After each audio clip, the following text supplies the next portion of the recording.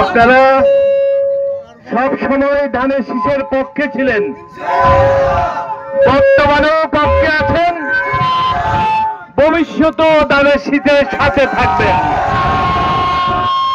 আপনারা জানেন দীর্ঘদিন ধরে আমার অনেক ইচ্ছে থাকা সত্ত্বেও আপনাদের সাথে দেখা করতে পারিনি, কারণ দীর্ঘ 8টি বছর এক নাগারে আমি জেলে ছিলাম। পরবর্তী পর্যায়ে আমরা বের হয়ে এসেছি আপনাদের দোয়ায়, আমাদের মা বোনরা যারা অন্তরালে আছে তাদের দোয়ায় ইনশাল্লাহ আমি আবার জনসম্মুখে আসতে পেরেছি।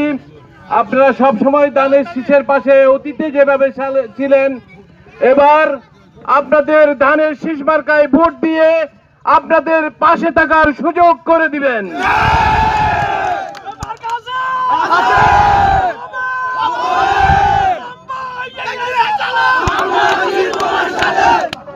আপনারা আমাকে সুযোগ করে দিলে আপনারা মনে যে আশা করছেন আপনাদের এলাকার উন্নয়ন কিভাবে করা সম্ভব, সেই অব্যক্ত কথাগুলো এবং যে কথাগুলো আপনারা ব্যক্ত করেন, ব্যক্ত এবং অব্যক্ত কথাগুলোর মাধ্যমে আমার বিশ্বাস যে আমি এলাকাবাসীর পাশে থেকে সকল ধরনের উন্নয়ন কার্য করতে পারবো ইনশাল্লাহ।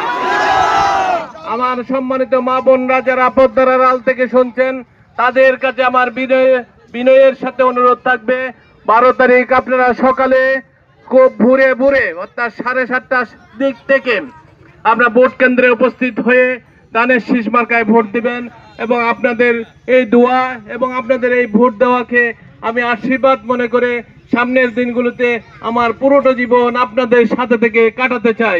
ধন্যবাদ সবাইকে। বাংলাদেশ জিন্দাবাদ, ধানের শীষ জিন্দাবাদ।